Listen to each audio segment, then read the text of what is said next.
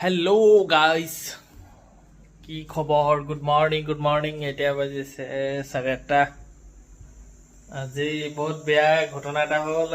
কালি মই ডিউটিৰ পৰা আহোঁতে ৰেইনকোটটো পাহৰি থাকিলোঁ। এতিয়া বৰষুণ দি আছে বহুত জোৰকৈ, আৰু মিছেছৰো ডিউটি যোৱাৰ টাইম হৈ আছে। কিন্তু এতিয়াহে মনত পৰিছে ৰেইনকোটটো নাই অনা নহয়। কালি থাকি আহিলে ডিউটি, তেতিয়াতো তিতি কেনেকৈ যাম বাৰু? ৰেইনকোট নাই। মিছেছে টেম্পত যাব নোৱাৰিব, জাৰ্কিং হ'ব। কিন্তু বৰষুণটো কমিলেহে যাব পাৰিম নেকি? কিয় এনেকৈ বৰষুণ দি থাকিলে বৰষুণত তিতি কেনেকৈ স্কুটি চলাম ন? অকণমান কমিব লাগিব বৰষুণটো, যাতে তিতিলে একো নহয়।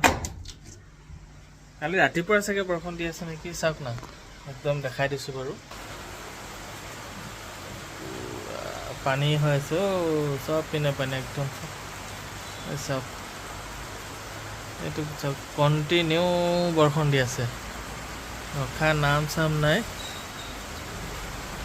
একদম এনেকৈ বৰষুণ দি থাকিলেতো কি যে হ'ব জানো। আজি কেইটা বজাত যাব পাৰিম, মানে অকণমান কমিলেহে যাব পাৰিম ন? এনেকৈ বৰষুণ দি থাকিলেতো দিগদাৰ হৈ যাব পূৰা অকণমান। আৰু বৰষুণটো যে এনেকৈ পৰি আছে, লগা নাই আৰু কম হ'ব বুলি, কিন্তু উপায় নাই, যাবতো নোৱাৰিম এনেকৈ বৰষুণ থাকিলে। কমিলেহে যাব পাৰিম। আৰু ভাতটো বহাই দিছোঁ, চব্জিটো বনাব আছে, খালি ৰেডি কৰি থৈ দিওঁ আৰু প্ৰিপেৰেশ্যন নিজৰ ছেফটিৰ কাৰণে। কি হয় ক'ব নোৱাৰিছোঁ। আৰু আপোনালোকৰ তাতো চাগে বৰষুণ দি আছে, ক'ত দি আছে মোক জনাব হা, কমেণ্ট ছেকশ্যন কৰি। Bye bye.